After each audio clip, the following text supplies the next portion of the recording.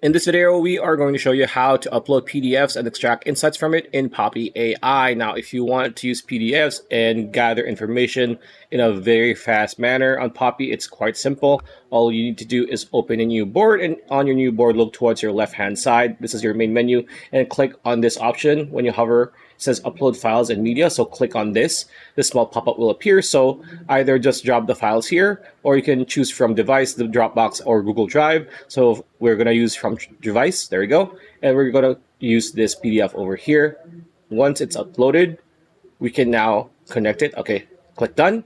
Now that we have the PDF uploaded, we won't need to do anything else aside from opening a new AI chatbot and connect it like so.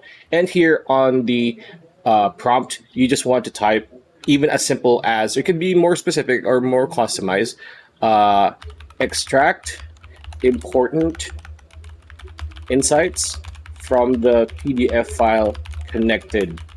All right, press enter. Now it's gonna sift through this PDF file, and as you can see here, organic sheep and goat farming guide.